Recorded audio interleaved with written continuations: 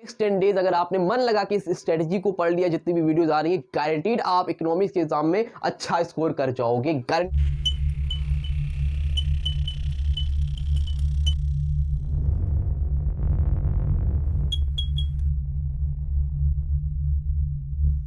Hello my dear students, welcome back to channel with my new video. My name is Aamir from A1 coaching. तो बेटा आप सबकी highly demand पे हम आज से स्टार्ट करने जा रहे हैं 10 डेज स्ट्रेटजी।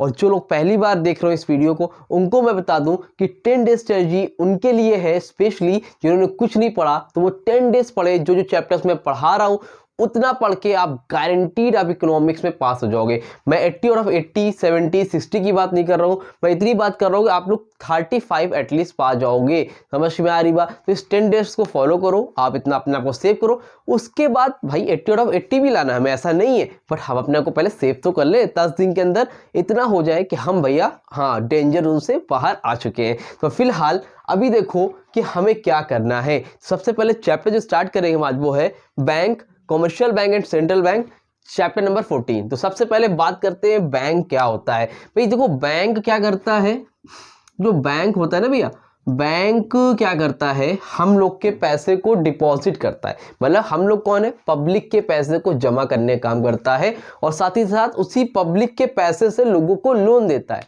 क्या करता है, लोन देता है। समझ में आ रही बात? लोन देता है, इंटरेस्ट पे देता है, ये सारा काम बैंक का होता है। अब नॉर्मली आपसे क्वेश्चन में बैंक तो पूछेगा नहीं, बट इंट्रोडक्शन है तो बैंक के बारे में पता होना चाहिए। वैसे तो आप लोग को बैंक का मतलब तो पता ही होगा, ठीक है। अच्छा एक शॉर्ट में बता दूं आप लोगों के लिए, कोशिश करूंगा मैं जितनी जल्द से जल्द चैप्टर कवर हो जाए शॉर्ट में उतना कोशिश करूंगा। और नोट्स भी मैं आप लोगों को डिस्क्रिप्शन में दे दूंगा और टेलीग्राम पे अपलोड कर दूंगा, जाके नोट्स डाउनलोड करते जाना। जैसे चैप्टर होता जाएगा वैसे मैं नोट्स भी अपलोड कर दूंगा आप लोगों के लिए, ठीक है। शॉर्ट नोट्स रहेगा, मैं भी आप लोगों के लिए बहुत ही हेल्पफुल होने वाला है। तो देखो ये बैंक का मतलब तो समझ के, बैंक क्या करता है भाई, बैंक एक इंस्टीट्यूशन होता है which collects money from the public. Public से पैसे को क्या करता है, कलेक्ट करता है in the form of deposit. कौन से फॉर्म में भाई साहब, डिपॉजिट करता है, जमा करवाता है। और and lends the same to borrower. Borrower क्या करता है, लेंड करता है। लेंड मतलब एक तरह से लोन वगैरह देता है इंटरेस्ट पे, ठीक है। क्लियर है? बैंक। अब टाइप्स ऑफ बैंक, बैंक तो कई तरह के होते हैं, पर आपके सिलेबस में बस 2 ही तरह के बैंक बोला है। पहला है बेटा सेंट्रल बैंक, दूसरा है कॉमर्शियल बैंक। तो अब सेंट्रल बैंक क्या होता है, पूरा नोट्स में डिटेल में लिखा हुआ है, उसको आप आराम से इजीली पढ़ लेना है। सेंट्रल बैंक कौन है, कॉमर्शियल बैंक कौन है। फिलहाल सेंट्रल बैंक कौन होता है मैं बता देता हूँ। सेंट्रल बैंक हर कंट्री का एक बैंक होता है जो कि सेंट्रल बैंक होता है। हमारी कंट्री का सेंट्रल बैंक कौन है, RBI, यानी कि रिजर्व बैंक ऑफ इंडिया। कौन है, रिजर्व बैंक ऑफ इंडिया। अभी क्या करता है भाई सेंट्रल बैंक या फिर रिजर्व बैंक ऑफ इंडिया, ये नोट इशू करता है। क्या करता है बेटा, नोट इशू करता है। नोट इशू करने का काम करता है। जो आपके हाथ में नोट है ना, 10 की नोट, 20 की नोट, 100 की नोट, 2000 की नोट, ये सब नोट जो है कौन इशू करता है, RBI करता है। लेकिन 1 रुपए की नोट और कॉइन को छोड़ के 1 रुपए की नोट कौन इशू करता है, गवर्नमेंट। गवर्नमेंट यानी कि मिनिस्ट्री ऑफ फाइनेंस इशू करता है, बाकी सारा काम करता है। और central bank is just like a father. एक चीज याद रखना, just like a father of all the bank, ठीक है। जितने भी बैंक होते हैं उनको जस्ट लाइक अ फादर होता है, कॉमर्शियल बैंक का पिताजी की तरह होते हैं। जो ये सेंट्रल बैंक जी कहते हैं वो ये कॉमर्शियल बैंक वाले करते हैं। जैसे आपके फादर जो कहते हैं वो आप लोग करते हो, उसी तरह सेंट्रल बैंक जो कहता है कॉमर्शियल बैंक वही करता है। तो central bank is just like a father of commercial bank. Line लिख के आना, एग्जामिनर खुश हो जाएगा, वाह क्या बात कर रहा है, समझ में आ रही बात। तो आगे है बेटा सेंट्रल बैंक। अब एक चीज और रखना, सेंट्रल बैंक स्टार्ट कब हुआ था, कब मतलब स्टार्टिंग हुई थी, तो इसका उद्घाटन हुआ था 1 अप्रैल 1935 को। तो कभी पूछ ले MCQ वगैरह में तो आपको याद होना चाहिए। क्लियर है? अब आगे बात करते हैं बेटा कॉमर्शियल बैंक की। तो कॉमर्शियल बैंक तो भाई पब्लिक का बैंक होता है।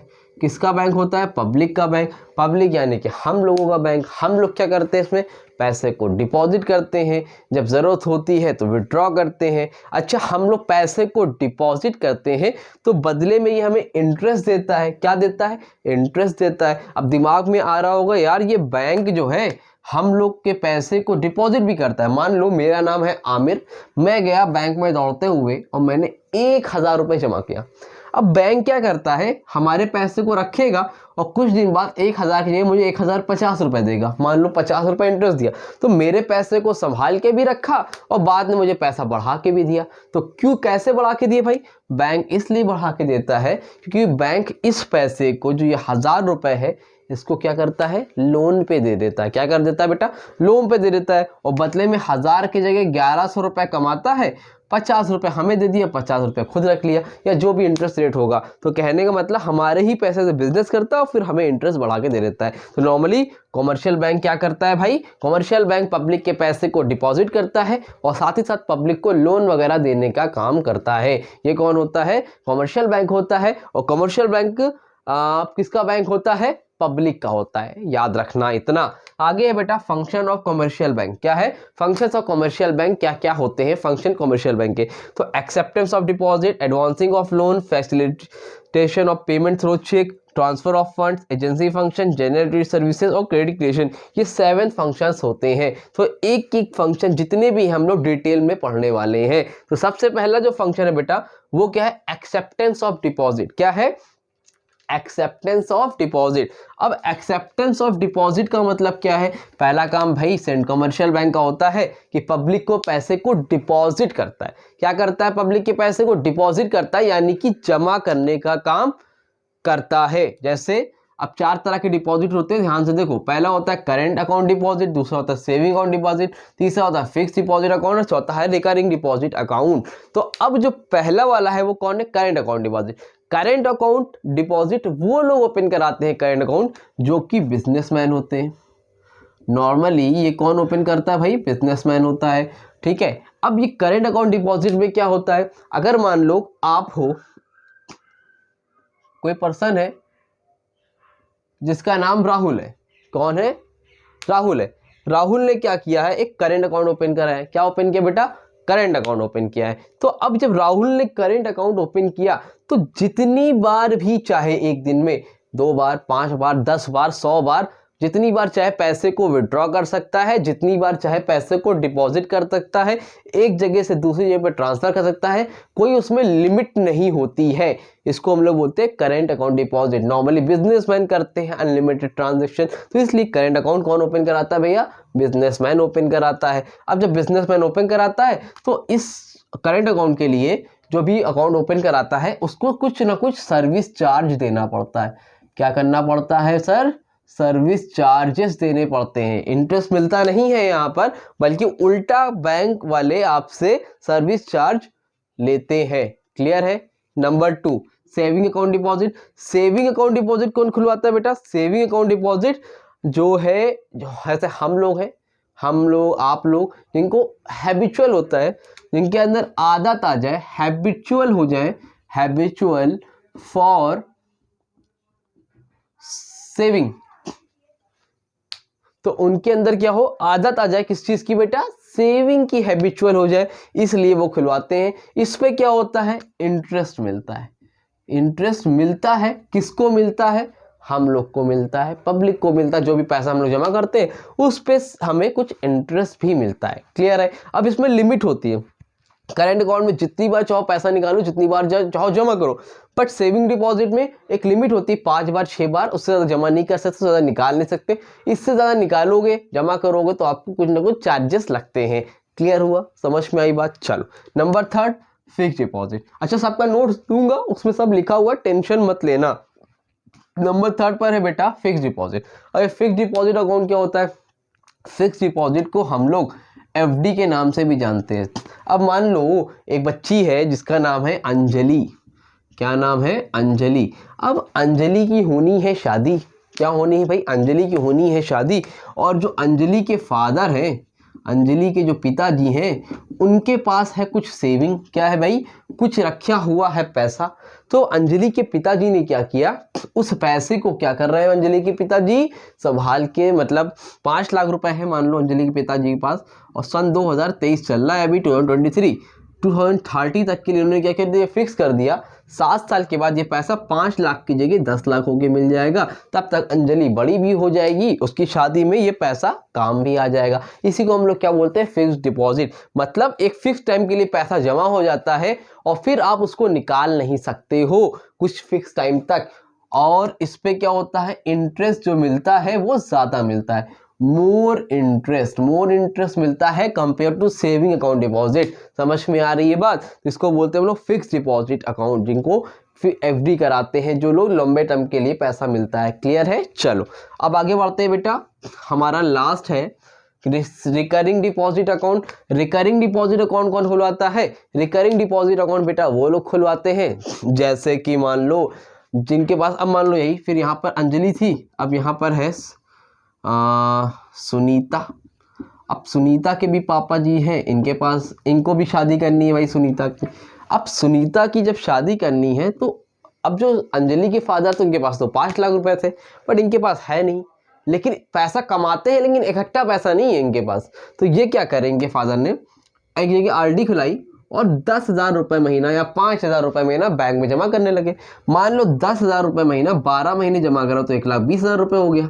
तो 1,20,000 जब साल भर हो जाएगा तो 1,20,000 नहीं मिलेगा उनको, बढ़ा के मिलेगा 1.5 लाख, 1,80,000, 2 लाख। तो एक फिक्स टाइम के लिए एक फिक्स पैसा हर महीने लोग जमा करते हैं और बदले में उनको पैसा बढ़ाकर मिलता है। इसको हम लोग बोलते हैं रिकरिंग डिपॉजिट। और इसमें इंटरेस्ट जो होता है एफडी के बराबर ही होता है, लगभग। रिकरिंग इसलिए इसको बोलते हैं क्योंकि ये बार बार होता है। रिकरिंग का मतलब बार बार होना, नॉन रिकरिंग का मतलब कभी कभी होना। समझ में आई बात कि नहीं आई? जल्दी से बताओ, यहां तक आ गई समझ में? आ गई? चलो ठीक है भैया। तो अब यहां तक होने के बाद अब जो अगला टॉपिक है हमारा उस पे चलते हैं। तो रिकरिंग डिपॉजिट के बाद बेटा जो हमारा अगला है वो है एडवांसिंग ऑफ लोन।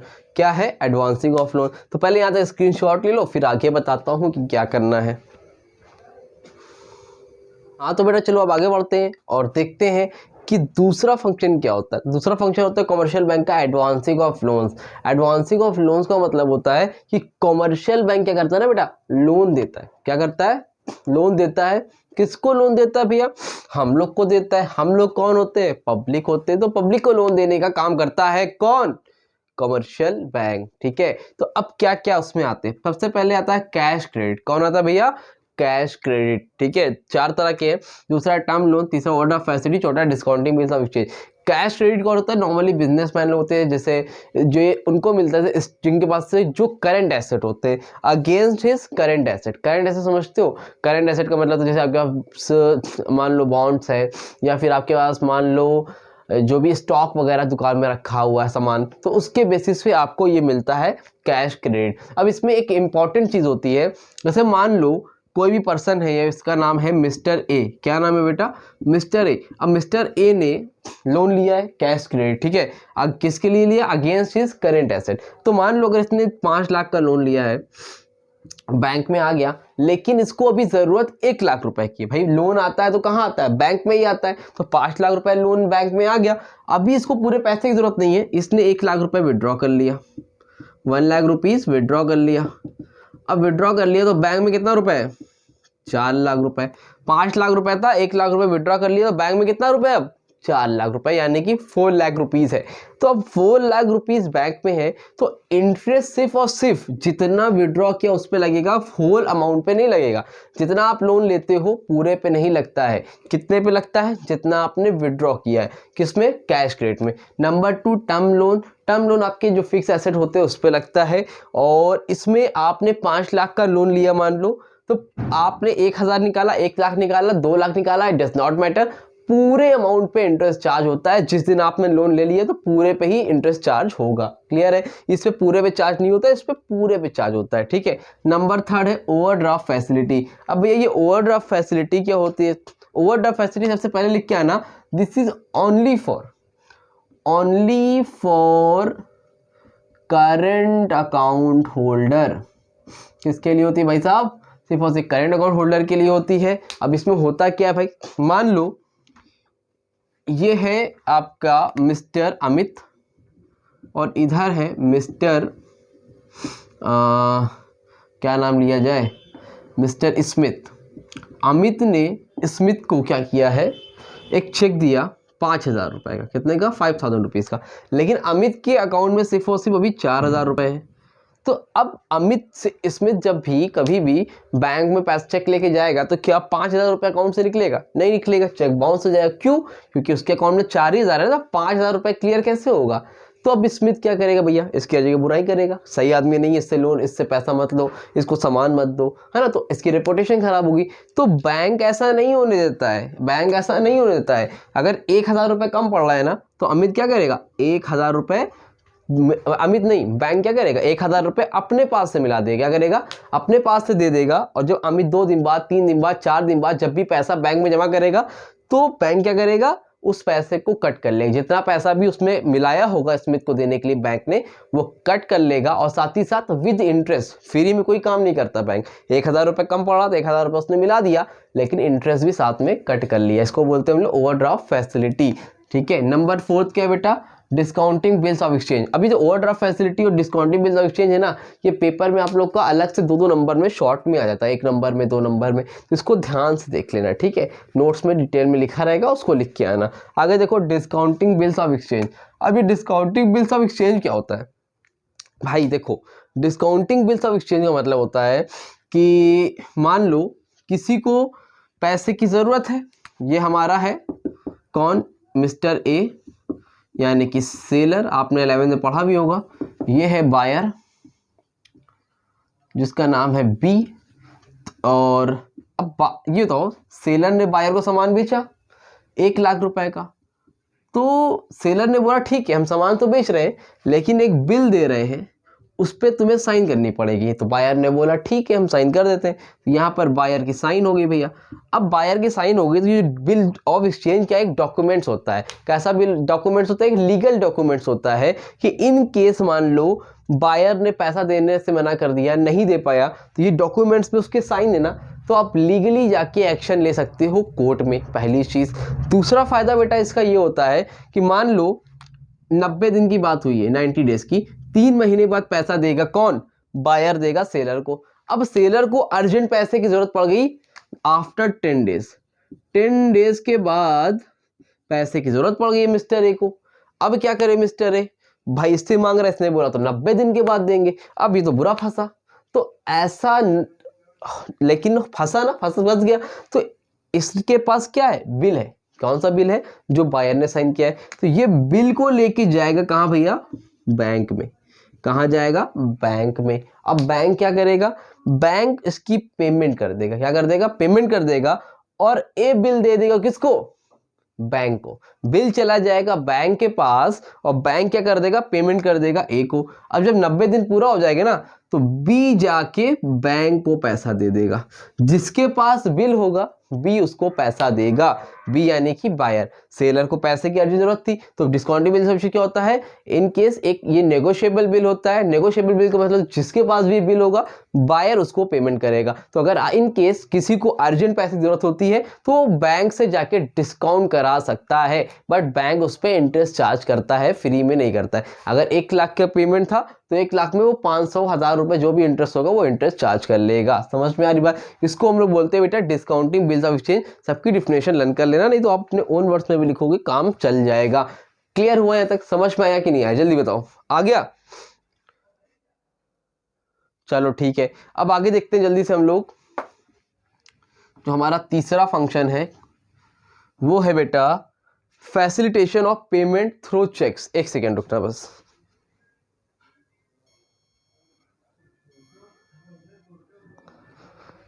ठीक है, तो तीसरा हमारा क्या है, facilitation of payment through cheque. इसका मतलब बेटा ये होता है कि चेक के थ्रू, चेक के जरिए से आप पेमेंट कर सकते हो। ये भी एक कमर्शियल बैंक का फंक्शन है। भाई मुझे पेमेंट करना है तो चेक मैंने किसी और को दे दिया, भाई मैं नहीं जाना चाह रहा हूँ, तो उसने जाके चेक लगा दिया, पैसा हो गया। मुझे पेमेंट करनी है, मैंने चेक दिया, दूसरे बैंक का है, दूसरे शहर का है, वहाँ भी वो काम हो जाएगा। तो चेक के थ्रू भी पेमेंट हो जाती है, ये भी एक फंक्शन होता है। Number 4 transfer of funds. अब पैसे को एक बैंक से दूसरे बैंक में ट्रांसफर करना है तो उसमें भी क्या करता है, कमर्शियल बैंक आपकी हेल्प करता है। आप है इलाहाबाद के रहने वाले, दूसरा आदमी है कानपुर का, आप इलाहाबाद से कानपुर में पेमेंट को ट्रांसफ़र कर सकते हो। इलाहाबाद से याद आया कि जितने भी बच्चे यहाँ इलाहाबाद यानी प्रयागराज से बिलोंग करते हैं और ऑफलाइन बैच हमारा ज्वाइन करना चाहते हैं तो वो करेली में हमारी कोचिंग चलती है। अभी भी क्रैश कोर्स स्टार्ट हो रहा है, तो जितने बच्चे पढ़ना चाहते हैं तो 2 महीने के अंदर उनको अकाउंट्स, कॉमर्स, इकोनॉमिक्स तीनों कंप्लीट करवा दिया जाएगा। तो जितने भी बच्चे प्रयागराज से बिलोंग करते हैं वो ज्वाइन करना चाहते हैं तो वो ज्वाइन कर सकते हैं। 15 दिन पहले, 1 महीने पहले भी अगर किसी की आँख खुलती तो ज्वाइन कर ले। मैं उनको 90% पास कराने की पूरी कोशिश करूंगा। 10% इसलिए नहीं क्योंकि भाई आप लोगों को एफर्ट नहीं लगाओगे तो मेरा काम नहीं हो पाएगा ना, तो इसलिए आपको करना पड़ेगा। तो इनकेस कभी भी आपको मन करता है 1 महीने पहले भी तो आप मुझे कांटेक्ट कर सकते हो इंस्टाग्राम पे, बाकी वहाँ पे मैं आपको नंबर प्रोवाइड कर दूंगा, ठीक है। तो अब इलाहाबाद से पेमेंट हो दूसरे जगह शहर में पेमेंट कर सकते हो, ट्रांसफर ऑफ फंड। भाई नंबर 5 पर आता है एजेंसी फंक्शन। कौन आता है? Agency function. अब ये एजेंसी फंक्शन क्या होता है भाई साहब? एजेंसी फंक्शन का मतलब होता है एज अ एजेंट काम करता है कमर्शियल बैंक। किसके लिए? कस्टमर के लिए, यानी कि हम लोग के लिए। अब भाई हम लोग ने मान लो एक बाइक खरीद ली, मैंने एक बाइक खरीद ली। अब मेरे पास इतना टाइम नहीं है तो कि मैं ईएमआई जाके जमा करूं। मैंने बैंक से बोल दिया एक बार जाके हर महीने की 1 तारीख को ईएमआई कटनी है, कटनी शुरू हो गई, मुझे नहीं जाना, अपने आप बैंक से पैसा कट जाएगा। अगर कोई बिल का पेमेंट करना है, बैंक से बोल दिए, वो पेमेंट मेरे बिहाफ पे बैंक खुद कर देगा। कहीं से सैलरी आनी, कहीं से कोई पेमेंट आना है तो एज अ एजेंट मुझे कुछ नहीं करना है, बैंक को एक बार बोलो, बैंक खुद कर दिया करेगा वो सब काम। इसको बोलते हैं एजेंसी फंक्शन। क्लियर हुआ? नेक्स्ट है general utility function. General utility function का मतलब होता है लॉकर फैसिलिटी वगैरह देता है, गोल्ड वगैरह आप जाके अकाउंट बैंक में रख सकते हो, कोई इंपॉर्टेंट डॉक्यूमेंट्स है आप जाके वहां पे रख सकते हो। इसको हम लोग क्या बोलते हैं? जनरल यूटिलिटी फंक्शन, ठीक है। लास्ट होता है क्रेडिट क्रिएशन। इस टॉपिक को हम लोग डिटेल में पढ़ने जा रहे हैं तो इसका स्क्रीनशॉट लो, फिर हम लोग क्रेडिट क्रिएशन की बात करेंगे क्योंकि ये बहुत इंपॉर्टेंट टॉपिक है। क्रेडिट क्रिएशन का मतलब फिलहाल तो इतना है कि मार्केट में कितना पैसा देना है, कितना नहीं देना है, इसको हम डिटेल में बात करते हैं। फिलहाल इतना रखो, स्क्रीनशॉट लो, फिर आगे मैं बताता हूँ आपको क्रेडिट क्रिएशन क्या होता है, ठीक है। जल्दी से स्क्रीनशॉट लो। हाँ तो बेटा चलो अब आगे बढ़ते हैं और देखते हैं कि क्रेडिट क्रिएशन क्या होता है। तो इसका पूरा प्रोसेस भी देखेंगे कि क्रेडिट क्रिएशन का प्रोसेस कैसे होता है। तो सबसे पहले दिमाग में तैयार होगा कि क्रेडिट क्रिएशन क्या होता है। नॉर्मली अगर क्रेडिट क्रिएशन से बोलूँ तो क्रेडिट क्रिएशन का मतलब इतना समझ लो कि जो हम लोग पैसा बैंक में जमा करते हैं ना, उसी को पैसे को वो बैंक जो है 4 गुना 5 गुना बना देता है, मतलब कई गुने बना देता है, उसी पैसे से पैसा डबल कर देता है। अब कैसे करता है ये हम लोगों को देखना है, ठीक है। मतलब बैंक पैसों से पैसा बनाने का काम करता है, उसको हम लोग क्या बोलते हैं? Credit creation. अब पूरा इसको हम लोग टेबल बना के समझेंगे अच्छे से, और पेपर में भी कई बार क्वेश्चन आ चुका है कि टेबल बना के उसको एक्सप्लेन करो। तो ध्यान से समझो पहले एक चीज़, देखो बैंक समझते हो, बैंक तो समझते हो, तो बैंक क्या करता है पहले से एक चीज़ जान लो अच्छे से कि बैंक होता है, ठीक है। अब बैंक में एक पर्सन है जिसका नाम है मिस्टर ए। मिस्टर ए ने बैंक में 1000 रुपीज़ डिपॉजिट किए। जाहिर सी बात है 1000 रुपये बैंक ने पैसे, मतलब कस्टमर ने जाके बैंक में जमा किए। तो बैंक इस पैसे का क्या करता है? बैंक इस पैसे में कुछ पैसा लोन पे दे देता है, कुछ पैसे मान लो 1000 में 800 रुपये बैंक ने लोन में दे दिए, और 200 रुपये क्या किया भैया? इसको रिजर्व रख लिया, जिसको हम लोग बोलते हैं LRR। LRR का मतलब होता है बेटा लीगल रिजर्व रेशियो। क्या होता है? Legal reserve ratio. इतना आप समझ लो, अभी के लिए इतना समझ लो कि जैसे मान लो मैंने 1000 रुपये बैंक में जमा किए, अब कल को अगर बैंक ने सारे पैसे लोन में दे दिए तो मैं ATM से निकालने जाऊंगा तो कैसे निकलेगा? दिक्कत आ जाएगी भाई, निकलेगा ही नहीं। तो ऐसे केस से बैंक क्या करता है? कुछ पैसे रिजर्व करता है, कुछ पैसे लोन पे देता है। रिजर्व इसलिए करता है ताकि कल को मैं ATM से पैसे निकालने जाऊं तो मेरा पैसा निकल आए, विड्रॉ हो जाए। समझ में आ रही बात? अब किसी के माइंड में ऐसा हो कि सर 200 की जगह 500 निकालना होगा तब क्या होगा? तो भैया देखो समझो, आपका तो अकेले का पैसा नहीं है ना 1000 रुपये, ऐसे बहुत से लोग हैं जिनका पैसा डिपॉजिट है, तो वो अपने आप एडजस्ट हो जाता है, ठीक है। एक ही दिन में सारे लोग पैसे निकालने बैंक थोड़ी पहुंच जाएंगे। समझ में आ रही बात? तो इसको हम लोग बोलते हैं बैंक इस तरह से करता है, कुछ पैसे लोन पे दे देता है और कुछ पैसे रिजर्व रख लेता है। अब ये घटता बढ़ता रहता है, ये RBI की गाइडलाइन के ऊपर डिपेंड करता है कि कितना लोन देना है, कितना रिजर्व करना है, ये तो हम लोग आगे पढ़ेंगे। तो नॉर्मली बैंक का ये काम होता है लोन देना और कुछ पैसे को रिजर्व रखना। अब जो ये पैसा होता है ना बैंक के लिए, इतना नंबर समझ लो, बैंक के लिए ना के बराबर होता है, कोई काम का नहीं होता है, वेस्ट होता है। समझ में आ रही है? सारा पैसा वो किससे बनाता है, ये वाले अमाउंट से बनाता है, लोन वाले पैसे से। अब इसको हम लोग समझते हैं एक टेबल बना के, ठीक है। अब टेबल में देखो सबसे पहले आता है, यार ये लाइन तो बड़ी दिक्कत होती है, सीधी सीधी खिंचती है नहीं, खैर तो आप लोग इसके ऐसे बना लेना। सबसे पहले आता है फेस लिख सकते हो, स्टेज लिख सकते हो, ठीक है। उसके बाद आता है प्राइमरी डिपॉजिट, ठीक है, या डिपॉजिट लिख लो खाली, प्राइमरी की मतलब नहीं है, प्राइमरी लिखा हुआ है क्या, डिपॉजिट ही लिखना है, ठीक है। क्या लिख लो, डिपॉजिट, ठीक है। उसके बाद लिख लो लोन लास्ट में लिखा है इन लोगों ने, हाँ तो रिजर्व लिख लो, रिजर्व, और लास्ट में हो जाएगा आपका बेटा लोन,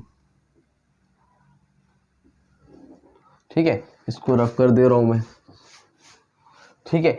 अब देखो एक चीज को ध्यान से समझना, पहली चीज इसको समझने के लिए आपको कुछ अजम्पशन मानने पड़ेंगे। 2 अजम्पशन बता रहा हूं, उतना इनफ है, ठीक है।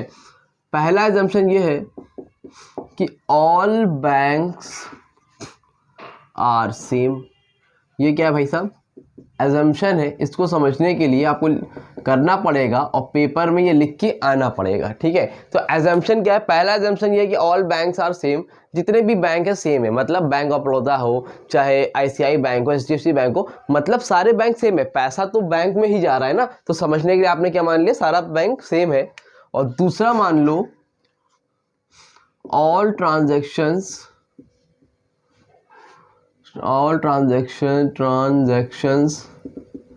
आर डूइंग फ्रॉम बैंक, जितने भी ट्रांजैक्शन हो रहे हैं वो चेक से हो रहे हैं या फिर बैंक से हो रहे हैं, बैंक लिख लो, तो बैंक से हो रहे हैं। मतलब कहने का आप चाय पीने गए हो, उसका भी ट्रांजैक्शन आप चेक से कर रहे हो, चेक का मतलब गूगल पे से कर रहे हो। कहने का मतलब जितनी भी बाइंग एंड सेलिंग हो रही है, जो भी पैसा है उसके ट्रांजैक्शन किससे हो रहे हैं बेटा, माइंड में अपने याद रख लेना, किससे हो रहे हैं, बैंक से हो रहे हैं, फ्रॉम चेक से हो रहे हैं, गूगल पे से हो रहे हैं, पेटीएम से हो रहे हैं, किससे हो रहे हैं। ये एजम्पशन है, ये समझने के लिए आपको ये मानना पड़ेगा जितने भी बैंक है सेम है, और दूसरा जितने भी ट्रांजैक्शन हो रहे हैं किससे हो रहे हैं, बैंक से हो रहे हैं, कैश में एक भी ट्रांजैक्शन नहीं हो रही है, ठीक है। इतना समझ लिया। अब एज्यूम कर लिया, अब क्या करना है, फेज फर्स्ट में सबसे पहले क्या हुआ कि भैया अब एक पर्सन है, कोई भी बैंक का लिख लो, बैंक ऑफ बड़ौदा का हो, बीओबी है ना, बैंक लिखना जरूरी नहीं है इतना यहाँ पे। तो बैंक ऑफ बड़ौदा में 1000 रुपए जाके, जिसका नाम है अमित ने 1000 रुपए जाके बैंक में डिपॉजिट किए, ठीक है। बैंक में डिपॉजिट करे और इसमें लिख लो LRR यानी लीगल रिजर्व रेशियो है 20%। कितने परसेंट है, 20% यानी 20%। लीगल बताया था ना भी कि ये बैंक है, कुछ पैसे बैंक लोन में देता है, कुछ पैसे रिजर्व रखता है। तो 1000 में 800 रुपए लोन पे, 200 रुपए रिजर्व में, इसी को बोलते हैं हम लोग LRR। क्या बोलते हैं, LRR। तो 20% रिजर्व है, मतलब 1000 में 20% बैंक रिजर्व रखेगा, बाकी का पैसा लोन दे देगा। तो भाई अमित साहब गए, अमित ने 1000 रुपए बैंक में जाके जमा किया, ठीक है, जमा किया। तो अब क्या हुआ, 1000 रुपए जब जमा किया तो बैंक ने 20% यानी कि 200 रुपए रिजर्व किया, बाकी के 800 रुपए क्या किए भैया, लोन पे दे दिए। कहाँ दे दिए, लोन पे दे दिए, ठीक है। अब ये लोन पे दे दिए, अब जिसको भी लोन पे दिया, लोन पे देने वाले का नाम मान लो था क्या नाम मान ले, मान लो उनका नाम था इल्मा। अब 800 रुपए इल्मा को दे दिए यार। अब इनको मिला तो इन्होंने क्या किया उस पैसे को, जाहिर सी बात है इनको मिला होगा तो इन्होंने भी पैसे खर्च किए होंगे। भाई कोई पैसा लोन पे लेके घर पे रखने के लिए लेता नहीं है, तो बैंक ने 800 रुपए लोन पे दे दिए, इल्मा ने खर्च किए, तो इनडायरेक्टली ये पैसा क्या होगा, फिर से खर्चा होगा। और हम लोगों ने क्या माना है कि all transaction are doing from bank, तो ये पैसा वापस से कहाँ आ जाएगा, बैंक में ही आ जाएगा। तो फिर क्या होगा, ये पैसा फिर से बैंक में आ गया, भाई इल्मा ने खर्चा किया, वापस से कहाँ आ गया, बैंक में आ गया। अब जब बैंक में आ गया तो उसी तरह एक पर्सन और आए जिसका नाम है, चलो मेरा नाम लिख लो यार, आमिर। तो अब आमिर साहब भी गए, भैया मुझे लोन चाहिए। बैंक ने बोला ठीक है आ जाओ। अब बैंक ने 800 में पूरा लोन नहीं दिया, 20% रिजर्व किया। 800 का 20% कितना होता है भाई, 160 रुपए, 160 रुपीज। बाकी का 640 क्या किया, लोन पे दे दिया। अब जब मुझे लोन मिला तो मैंने फिर खर्चा किया होगा, खर्चा करूंगा, यही प्रोसीजर फिर चलेगा थर्ड फेज में भी। और जब थर्ड फेज में चलेगा तो फिर से बैंक में वापस ही आएगा, भाई मुझे पैसा मिले तो मैं खर्चा ही करूंगा ना, खर्च लोन लेके डिपॉजिट तो कर नहीं दूंगा। तो ये हुआ। अब जब रिजर्व, फिर यही प्रक्रिया होगी, यही फिर से रिपीट होगा। और 640 था जो रिजर्व होगा, रिजर्व कितना हुआ 640 का 128 रुपीज़, यहाँ पर कितना हो गया 512 रुपीज़। इस तरह से फिर चलता रहा। अब इसी तरह करते करते करते करते ये फेसेस जितने भी हैं इसी तरह चलते रहेंगे। यहाँ पर फोर्थ फेस आएगा, फिफ्थ फेस आएगा, सिक्स फेस आएगा। ठीक है, आपको चाहो तो आप और भी कर सकते हो, आगे पॉइंट पे आने लगेगा इसलिए मैं नहीं कर रहा हूँ। ठीक है, और ये फेस तब तक चलता रहेगा बेटा। ठीक है, ये इस तरह से चलता रहेगा। कब तक चलता रहेगा? जब तक ये 1000 को 5 गुना ना बना दे, जब तक ये डिपॉजिट 5000 रुपये ना हो जाए, रिजर्व 1000 रुपये ना हो जाए और लोन 4000 रुपये ना हो जाए। समझ में आ रही बात? तो तब तक ये प्रोसेस चलता रहेगा। माइंड में एक चीज़ आ रही होगी आप लोग के दिमाग में, सर ये आपको कैसे पता कि यहाँ पे 5000 रुपये होगा? तो आपको इसके लिए फॉर्मूला होता है बेटा कि शुरू में LRR कितना था 20%, तो जो भी डिपॉजिट होगा वो कैसे निकालोगे? फॉर्मूला होता है 1/LRR। क्या होता है? 1/LRR। ठीक है, किसका? न्यू डिपॉजिट निकालने का। तो 1/LRR कितना है? 20%। 1/20% तो कितना हो जाएगा? 1/20/100। तो अगले में क्या होगा? 100 ऊपर चला जाएगा, 20 नीचे रहेगा, डिवाइड करोगे तो कितना आएगा? 5। तो इसको बोलेंगे हम लोग 5 टाइम्स। समझ में आ रही बात? तो 1/LRR कर दो, जितना भी LRR है 1/20%, 20 ऊपर नीचे किया तो कितना आया? डिवाइड करोगे 5 टाइम्स आया। तो मतलब 1000 का 5 गुना पैसा बनाएगा। अगर मान लो LRR 20% ना होके 50% होता, सपोज मान लो 50% होता, तो यहाँ पर क्या होता? 1/50% यानी 1/50/100 यानी कि 100/50 डिवाइड करो, कितना आता? 2 टाइम्स। कितना आता बेटा? 2 टाइम्स यानी कि 2 गुना। 1000 का 2000 बनाता।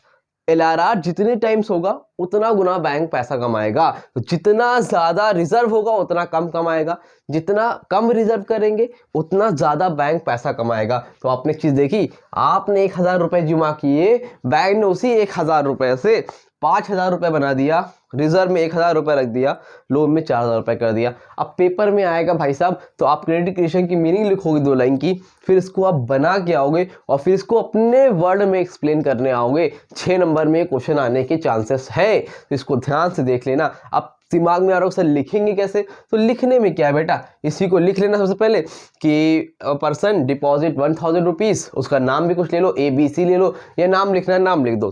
फिर एंड लीगल रिजर्व रेशियो कितना था इसमें? 20%, तो 20%। आपको कुछ और लेना हो तो आप ले लेना। फिर उसके बाद लिख देना in the first phase a person deposit 1000 rupees and the reserve is 200 and giving loan by bank 800 rupees and this procedure. इस तरह से पूरा। फिर after in the second phase deposit 800 rupees, bank provided 640 और लोन। इस तरह से process चलता रहेगा। बस जो हुआ है इसी को ओन वर्ड में आप लिख देना। बुक में लिखा हुआ है, एक बार जाके रीड करना, तब भी नहीं समझ में आएगा तो कमेंट सेक्शन पे इंस्टाग्राम पे कांटेक्ट कर लेना। बाकी उम्मीद करता हूँ समझ में आ गया होगा। तो ये हो गया आपका क्रेडिट क्रिएशन। जल्दी से स्क्रीनशॉट ले इसका, फिर आगे आपको बताता हूँ कि आगे इस चैप्टर में क्या करना है। हाँ तो बेटा चलो अब आगे बढ़ते हैं और देखते हैं कि सेंट्रल बैंक क्या होता है और क्या क्या फंक्शंस होते हैं सेंट्रल बैंक के। ठीक है, तो सेंट्रल बैंक के बारे में मैंने अभी आपको पहले ही बताया था, फिर से बता देता हूँ। सेंट्रल बैंक हमारा एपेक्स बैंक होता है। एपेक्स मतलब एपेक्स इंस्टीट्यूशन होता है। एपेक्स का मतलब होता है सुप्रीम यानी कि सबसे बड़ा। ठीक है, in the banking and financial structure of the companies. तो सेंट्रल बैंक क्या है? एपेक्स इंस्टीट्यूशन है। एपेक्स मतलब सबसे बड़ा, एक तरह से कह सकते हो, in the banking and financial structure of the country. और इसके पास पावर होती है क्या? नोट इशू करने की। और ये ऐसा बैंक होता है नॉन प्रॉफिट। ठीक है, इसका पर्पस प्रॉफिट कमाना नहीं होता है। अभी कमर्शियल बैंक प्रॉफिट पर्पस से होता है, ये प्रॉफिट के पर्पस से नहीं होता है। इसके पास पावर होती है नोट इशू करने की। ये सारी चीज़ें मैंने आपको बता रखी है। और ये central bank just like a father of commercial bank, father की तरह होता है कमर्शियल बैंक के। सारी की सारी गाइडलाइन प्रोवाइड करता है। जितने भी बैंक होते हैं उन सबको कौन, सेंट्रल बैंक, कितना लोन देना है। अभी बताया था ना LRR के बारे में, लीगल रिजर्व रेशियो, तो कितना लोन देना है, कितना नहीं देना है, कितना रिजर्व रखना है, सारी की सारी गाइडलाइन कौन प्रोवाइड करता है भाई साहब, आपका सेंट्रल बैंक। समझ में आ रही बात, क्लियर। तो अब आगे देखो फंक्शंस क्या क्या होते हैं सेंट्रल बैंक के। तो मीनिंग में फंक्शन होता है, पहला काम bank of issue. Bank of issue का मतलब, बैंक ऑफ इशू नोट तो नहीं लिखा इन्होंने, नोट लिखना भूल गए भाई। हाँ, बैंक ऑफ इशू लिखा है, बट इसका मतलब है कि वो नोट इशू करता है, ठीक है। तो इसके पास पावर होती है नोट इशू करने, मैंने पहले ही बताया। बट 1 रुपीज नोट और कॉइन छोड़ के बाकी सारे के सारे कौन इशू करता है, सेंट्रल बैंक। कॉइन और 1 रुपीज नोट कौन इशू करता है, हमारी गवर्नमेंट। गवर्नमेंट की बॉडी होती है जिसको हम लोग बोलते हैं मिनिस्ट्री ऑफ फाइनेंस, वो इशू करने का काम करती है। सबका नोट्स दे दूंगा, आराम से टेंशन मत लो, एक बार समझ लो, जाके रीड कर लेना, पूरा का पूरा क्लियर हो जाएगा कॉन्सेप्ट, ठीक है। Number 2, banker, fiscal agent and advisor to the government. ये क्या होता है, बैंकर होता है, फिस्कल एजेंट और एडवाइजर टू गवर्नमेंट। गवर्नमेंट का बैंक होता है, गवर्नमेंट का बैंक मतलब मोदी जी जो पैसा रखते हैं ना, इसी में रखते हैं। गवर्नमेंट जितने पैसे होते हैं ना, सेंट्रल बैंक में होते हैं। जो आता है जो जाता है सब कहाँ से होता है, सेंट्रल बैंक से होता है। ऐसा फिस्कल एजेंट है, अब गवर्नमेंट खुद तो पैसा लेगी नहीं, तो मोदी जी के जितने भी पैसे आने होते हैं ना, उनकी जगह पे कौन पैसा लेता है, सेंट्रल गवर्नमेंट। कहीं ट्रांसफर करना होता है कौन करता है, सेंट्रल गवर्नमेंट। तो एज अ एजेंट काम करता है गवर्नमेंट के लिए। And advisor to the government, government के लिए एज अ फाइनेंशियल एडवाइजर भी होता है कि किस जगह पर गवर्नमेंट को पैसा इन्वेस्ट करनी चाहिए, कौन सी स्कीम लानी चाहिए, कौन सी स्कीम नहीं लानी चाहिए। ये सारी की सारी जो एडवाइजरी होती है वो सब कौन देता है, सेंट्रल बैंक देता है गवर्नमेंट को। Number 3, banker to the bank. Banker to the bank का मतलब क्या भैया, बैंकों का बैंक, मतलब जितने भी बैंक है ना आपके commercial bank, ICI bank, HDFC bank, SBI है ना, बैंक ऑफ बड़ौदा, तो इन सब का हेड है कौन, सेंट्रल बैंक। जिस तरह हम लोग अपने पैसे डिपॉजिट करते हैं कॉमर्शियल बैंक में, जिस तरह हम लोग अपने पैसे डिपॉजिट करते हैं कॉमर्शियल बैंक में, उसी तरह कॉमर्शियल बैंक भी जमा करता है अपने पैसे सेंट्रल बैंक में। अब क्यों जमा करता है, कैसे जमा करता है, वो भी हम लोग आगे देखेंगे। इतना समझ लो कि ये बैंकों का बैंक होता है। Number 4, custodian of nation foreign exchange reserve. Foreign exchange को रिजर्व करने का भी काम करता है सेंट्रल बैंक। कभी डॉलर कम हो रहा है, कभी डॉलर ज़्यादा हो रहा है, उसको मैनेज करने का काम करता है। साथ ही साथ दूसरी चीज़ ये भी करता है कि मान लो डॉलर सस्ता है तो अभी खरीद के रख लिया, बाद में महंगा होगा तो काम आएगा। और दूसरी चीज़, और पैसा अगर कभी जो हमारा रुपीस डाउन जा रहा है तो उसको कैसे करना है, क्या स्कीम लगानी है, कि क्या टेक्निक लगानी है कि हमारा जो है डॉलर की कंपैरिजन में रुपीस भी बराबर से खड़े होने की कोशिश कर सके। फिलहाल तो नहीं कर पा रहा, बट सारे काम करने का काम करता है central bank. Number 5, lender of the last resort. Lender of the last resort मतलब लास्ट होप, लास्ट उम्मीद। अब मान लो एक बैंक है ICICI, ठीक है। अब ICICI बैंक जो है उसकी मान लो फिलहाल कंडीशन बड़ी ख़राब है, लॉस में चल रहा है बहुत ज़्यादा, तो अब इसने सबसे हेल्प मांगी, SBI से मांगी, BOB बैंक ऑफ बड़ौदा से मांगी, PNB से मांगी, यूनियन बैंक ऑफ इंडिया से मांगी, लेकिन किसी ने इसकी हेल्प नहीं करी। मतलब इसने हर जगह से ट्राई किया बट कोई तरह से हेल्प नहीं हो पाई। तो in the last case lender of the resort यानी कि सेंट्रल बैंक सामने से आके इसकी मदद करता है। समझ में आ रही है, मतलब जब इसको लगेगा कोई होप नहीं है तो सेंट्रल बैंक, जो भी बैंक होंगे उनकी, कॉमर्शियल बैंक होंगे उनकी हेल्प करता है, उनको लोन देने का काम करता है, फाइनेंशियली सपोर्ट करता है कौन, central bank. Number 6, clearing house function. देखो दोनों मिलता जुलता है, लोग कंफ्यूज हो जाते हैं। और एक चीज़ और इंपॉर्टेंट मार्क करो, इंपॉर्टेंट 5 और 6 पॉइंट आपके 2 नंबर के क्वेश्चन में, 3 नंबर क्वेश्चन में या 1 नंबर क्वेश्चन में भी शॉर्ट क्वेश्चन में आ सकता है। तो इसलिए अपने माइंड में सेट कर लो, 2 नंबर का तो क्वेश्चन है ही नहीं, 1 या 3 नंबर में आ सकता है। ध्यान से सेट करके रखो यार कि ये क्वेश्चन अलग से भी बन सकता है, ठीक है। तो अब ये तो समझ गए, lender of the last resort last में हेल्प करता है। क्लियरिंग हाउस फंक्शन का मतलब होता है, मान लो एक बैंक है PNB, अब ये क्या हुआ, इंसॉल्वेंट हो गया या भाग गया, शहर छोड़ के चला गया, रातों रात फरार हो गया, तो अब जो पब्लिक है उनके पैसे को वापस कौन करेगा भाई, टेंशन मच जाएगी ना कि पब्लिक के पैसे को कौन वापस करेगा, बड़ी टेंशन वाली बात है। तो पब्लिक के पैसे को वापस करने का काम कौन करता है, सेंट्रल बैंक। इन केस अगर ऐसा होता है कि कभी भी कमर्शियल बैंक का पैसा चला जाता है तो उन सबकी हेल्प करने का काम कौन करेगा, सेंट्रल बैंक करेगा। पब्लिक के पैसे कहीं फंसते नहीं है, पब्लिक के पैसे वापस मिल जाते हैं, थोड़ा सा लेट होगा लेकिन पैसा मिल जाएगा। और लास्ट होता है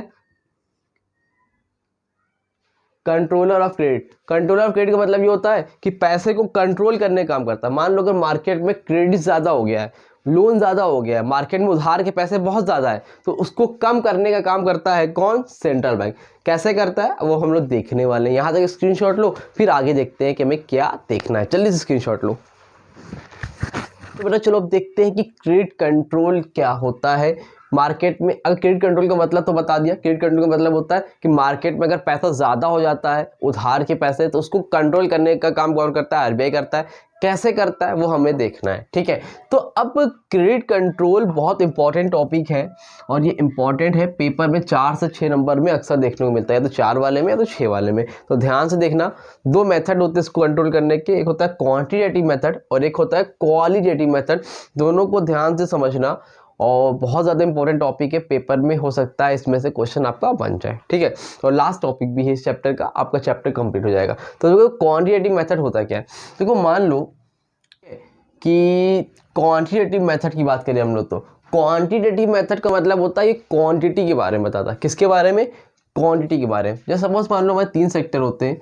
एक होता है प्राइमरी सेक्टर, एक होता है सेकेंडरी और एक होता है टर्शरी। प्राइमरी में जो एग्रीकल्चर वगैरह आते हैं, टर्शरी, और सेकेंडरी में आपकी इंडस्ट्री वगैरह, टर्शरी में सर्विस सेक्टर आता है। ये 3 सेक्टर है मान लो। और 3 सेक्टर में मान लो प्राइमरी में 200 करोड़ है, सेकेंडरी में 150 करोड़ है, टर्शरी में 150 करोड़ रुपए है, ठीक है। टोटल कितने बेटा? 500 करोड़ रुपए। तो मान लो कि आपके तीनों सेक्टर में मिला के 500 करोड़ उधार पे हैं, ठीक है, लोन दिया हुआ है, ठीक है।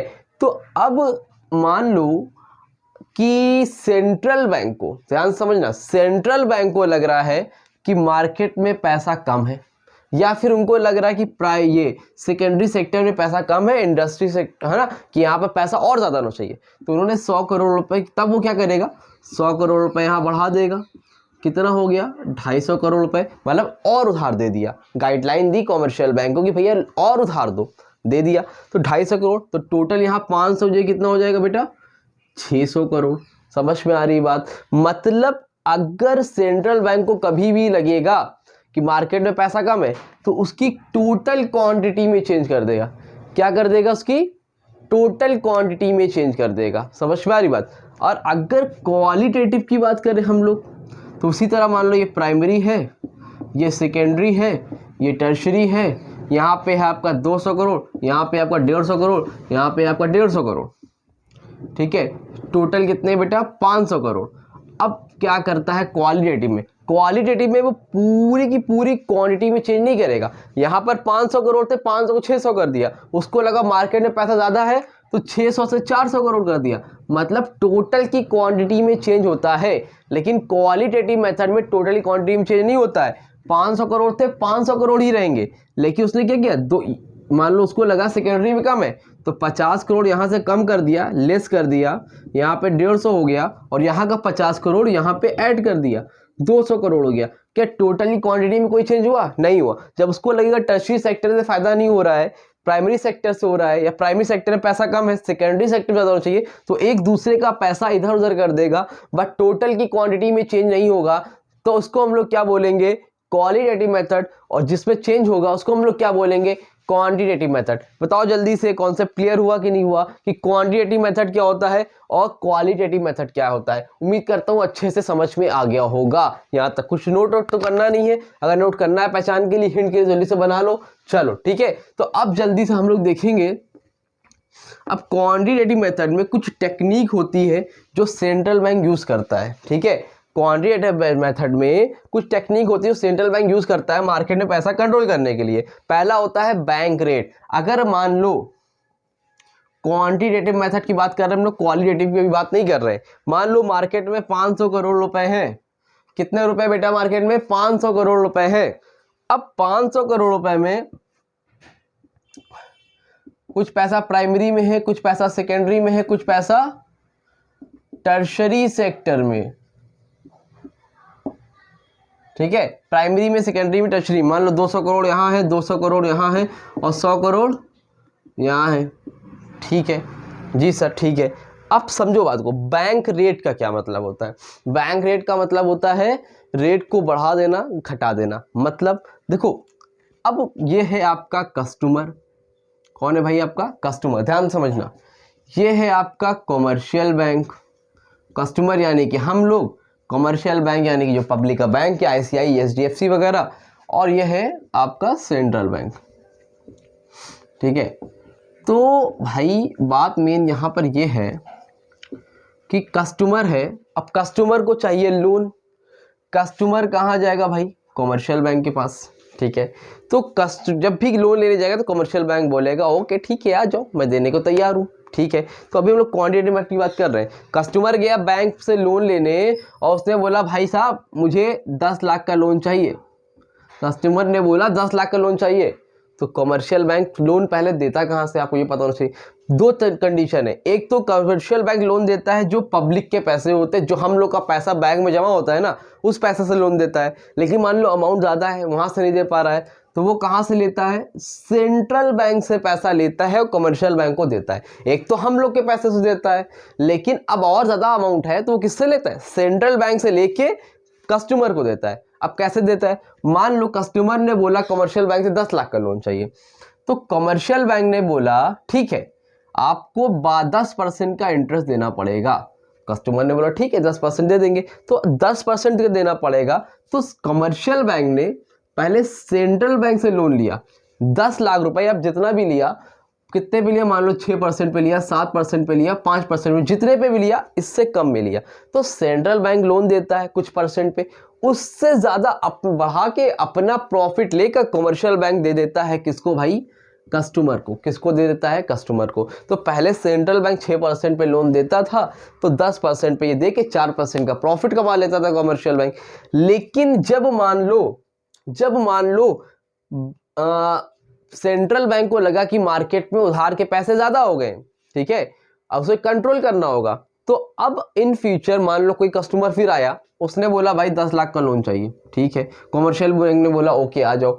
अब कमर्शियल बैंक ने सेंट्रल बैंक से लोन मांगा, तो सेंट्रल बैंक ने बोला भाई साहब लोन तो दे देंगे, 6% पे नहीं देंगे, अब देंगे तुमको कम से कम 12% पे। अब ये बताओ, पहले वो 10% में कस्टमर को देता था क्योंकि उसे 6% में मिलते थे, अब तो 12% में मिल रहा है, तो कस्टमर को कैसे देगा? तो भाई इसी बात है भाई, 15%, 20% पे देगा, 18% पे देगा, तभी तो उसको फायदा होगा। तो अब ये बैंक रेट क्या कर दिया? बढ़ा दिया। अब बैंक रेट बढ़ा दिया तो कॉमर्शियल बैंक कस्टमर को लोन देगा, लेकिन कस्टमर लोन लेगा ही नहीं क्योंकि महंगा हो गया। समझ में आ रही बात कि नहीं? बैंक रेट का मतलब समझे, सेंट्रल बैंक जो रेट बढ़ा देता है, इंक्रीज कर देता है, उसको हम लोग बोलते हैं बैंक रेट, या घटा देता है अपने हिसाब से। जब उसको लगता है मार्केट में पैसा ज्यादा है तो वो बैंक रेट को इंक्रीज कर देता है, और जब उसको लगता है कि मार्केट में पैसा कम है तो बैंक रेट को कम कर देता है, 12 से 5% कर देगा। क्यों? क्योंकि भाई मार्केट में पैसा कम है, बिजनेस हो ही नहीं रहा है, तो पैसा कम कर देगा। जब उसको लगेगा मार्केट में पैसा ज्यादा है तो बैंक रेट को बढ़ा देगा। समझ में आ गई बात? अब इसमें दो कॉन्सेप्ट और आते हैं बेटा, एक होता है रेपो रेट, एक होता है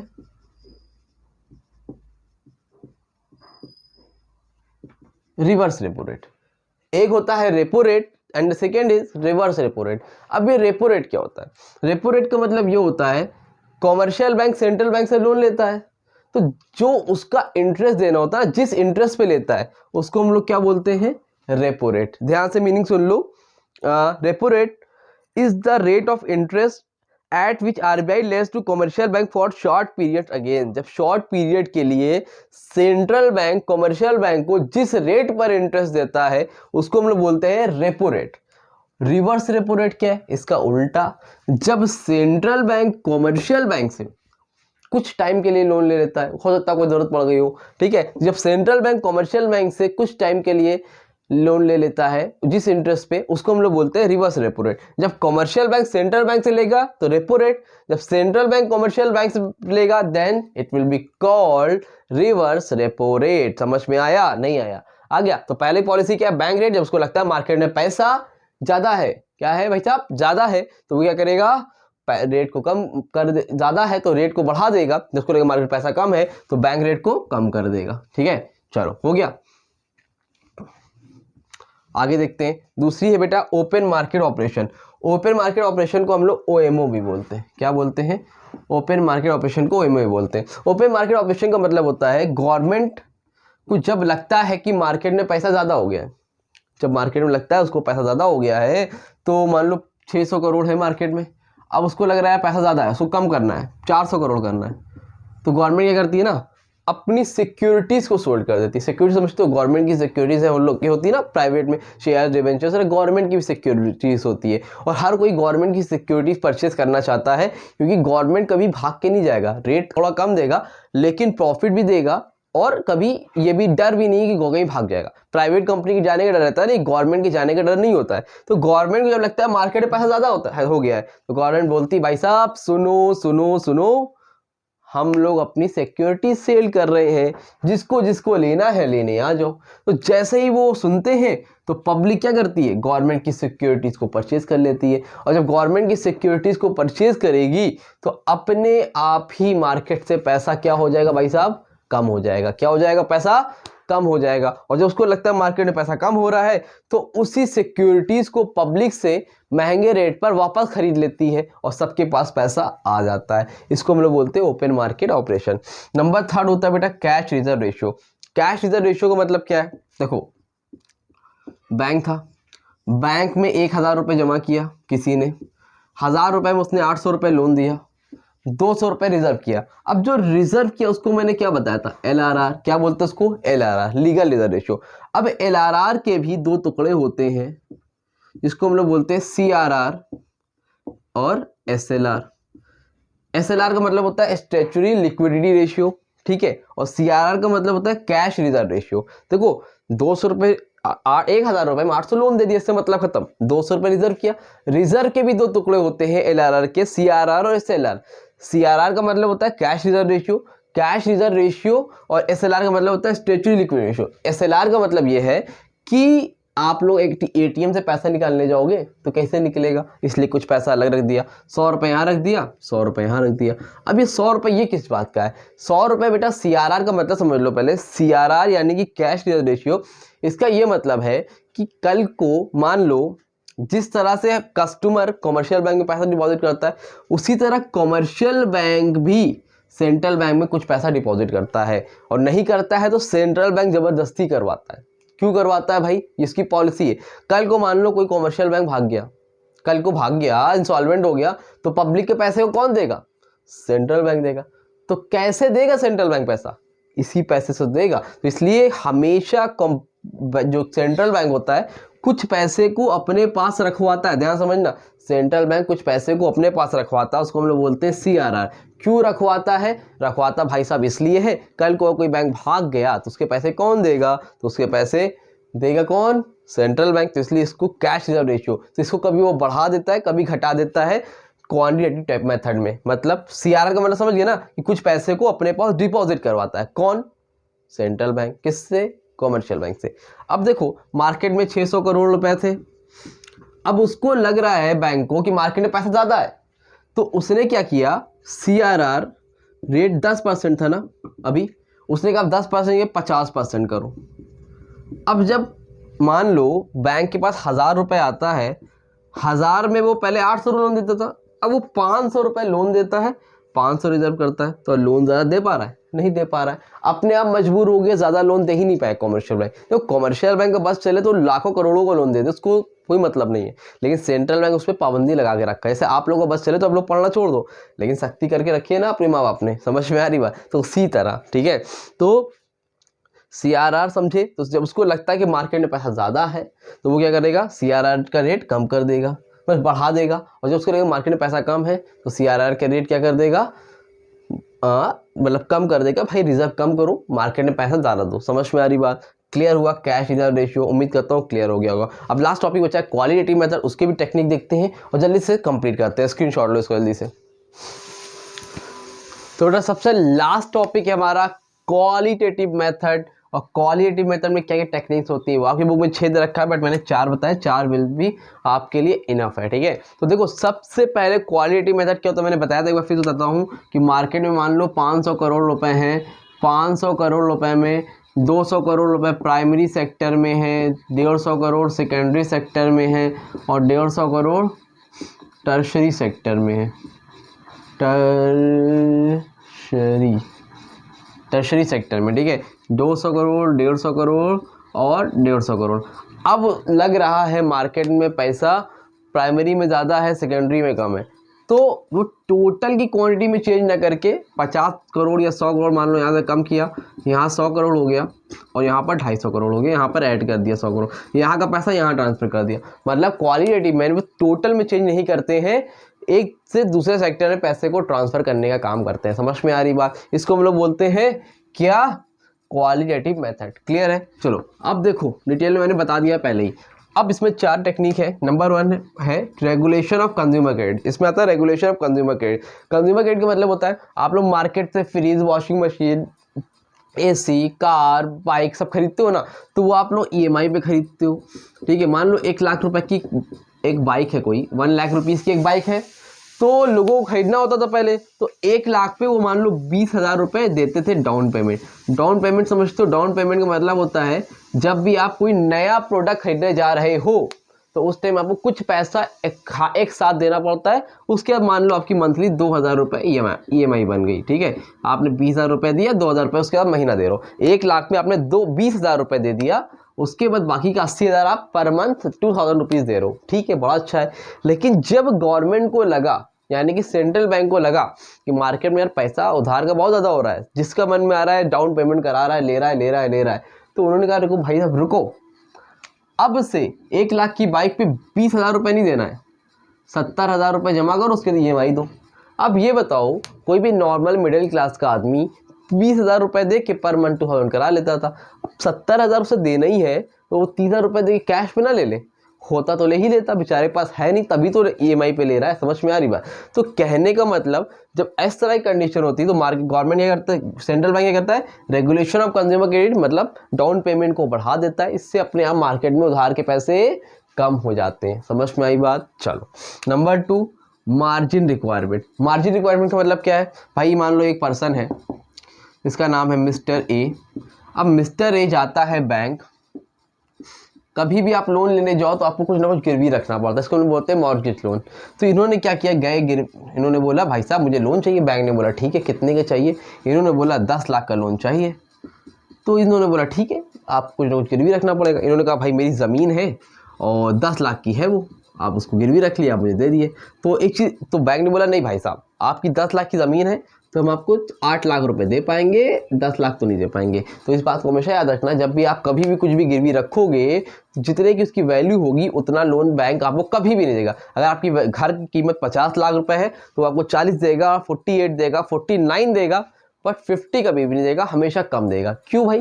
क्योंकि कभी मान लो वैल्यू कम ज़्यादा हो गई तो उसको मार्जिन वो लेके चलता है बैंक, हमेशा कुछ ना कुछ कम ही देता है, ठीक है। क्लियर हो रही बात? तो इसको हम लोग क्या बोलते हैं, मार्जिन रिक्वायरमेंट। तो पहले एक आदमी 10 लाख रुपए देता था तो 8 लाख का लोन मिल जाता था, ठीक है। लेकिन जब सेंट्रल बैंक को लगा यार मार्केट में पैसा बहुत ज़्यादा है, बहुत उधार के पैसे हो गए, उसने कहा रुको बताते हैं। अभी मार्जिन रिक्वायरमेंट को क्या कर दिया, बढ़ा दिया। 10 लाख पे वो 8 लाख का लोन मिलता था। फिर ये आया भैया भाई साहब मुझे लोन चाहिए। बोला ठीक है आ जाओ, क्या गिरवी रखोगे? बोला 10 लाख रुपए की ज़मीन है। उन्होंने बोला भाई साहब 10 लाख की जगह पे आपको हम 4 लाख का लोन दे पाएंगे। अब ये बताओ ये लोन लेगा? नहीं लेगा। बहुत इमरजेंसी होगी, मरा कटा जा रहा हो तभी लेगा, नहीं तो नहीं लेगा। क्यों नहीं लेगा भाई? 10 लाख की ज़मीन, 4 लाख का गिरवी, 10 लाख की ज़मीन गिरवी रख रहे हैं, 4 लाख का लोन मिल रहा है, कौन लेना चाहेगा? समझदार आदमी नहीं लेगा। समझ में? अपने आप मार्केट में पैसा कम हो जाएगा। और जब गवर्नमेंट को लगेगा मार्केट में पैसा कम हो रहा है तो 10 लाख की जगह पे 9 लाख भी देने लगेगी, भाई बढ़ा देगी। क्यों बढ़ा देगी? उसको लग रहा है पैसा कम है तो मार्जिन रिक्वायरमेंट को कम कर देगी, तो लोगों को लोन ज़्यादा मिल जाएगा। तो वो डिपेंड करता है कंडीशन पे, ठीक। Number 3 credit rationing. Credit rationing का मतलब होता है ये आपका एक प्राइमरी है, ये आपका सेकेंडरी है, ये आपका टर्शरी है, तो उसने फिक्स कर दिया। रेशनिंग मतलब फिक्स कर देना कि प्राइमरी वाले में कोई भी लेने आएगा उसको 200 करोड़ से ज़्यादा मत देना, सेकेंडरी में कोई भी आए उसको 150 करोड़ से ऊपर किसी को मत देना, टर्शरी में 150 करोड़ मत देना, फिर मना कर देना भाई लोन नहीं है। समझ में आ रही बात? क्रेडिट रेशनिंग मतलब बांट दिया, इससे ज़्यादा इस सेक्टर वाले को नहीं देना है। रेशनिंग मतलब बांट देना, फिक्स कर देना। लास्ट पॉइंट है मोरल सुएजन। मोरल सुएजन का मतलब क्या होता है भैया? मोरल सुएजन का मतलब होता है एक तरह से प्रेशर बनाना, यानी कि आपके जो पिताजी हैं जैसे आपके घर में है ना प्रेशर बना रहे भैया पढ़ाई करो पढ़ाई करो, तो सेंट्रल बैंक कमर्शियल बैंक के ऊपर प्रेशर बनाता है कि आपको इस सेक्टर में पैसा नहीं देना है, या सेक्टर पर पैसा नहीं देना है, या इतना देना है ना। मोरल सॉल्यूशन में तो सिर्फ टेम्प्रेरी बेसिस पे प्रेशर बनाना कि कमर्शियल बैंक पैसा ना दे। तो ये सारी टेक्निक होती है जिसको हम लोग बोलते हैं, जिसमें आती है क्वालिटेटिव मेथड के अंदर। आपका हो गया चैप्टर कंप्लीट। उम्मीद करता हूँ वीडियो बहुत अच्छी लगी होगी, आप लोग को सारे टॉपिक अच्छे समझ में आए होंगे। तो भैया आप लोग से रिक्वेस्ट है, ज़रूर से एक लाइक ज़रूर से करिएगा। 10 डेज स्ट्रेटजी फॉलो कर रहे हैं, ज़्यादा से ज़्यादा लोगों को शेयर ज़रूर से करिए, और लाइक करना मत भूलिए, आप लोग लाइक नहीं करते हो। तो 10 डेज स्ट्रेटजी के बारे में अपने ज़्यादा से ज़्यादा लोगों को बताओ, और उम्मीद करता हूँ वीडियो अच्छी लगी होगी। तो वीडियो को लाइक करो, चैनल को सब्सक्राइब करो। मिलते हैं न्यू वीडियो में, तब तक के लिए थैंक यू सो मच।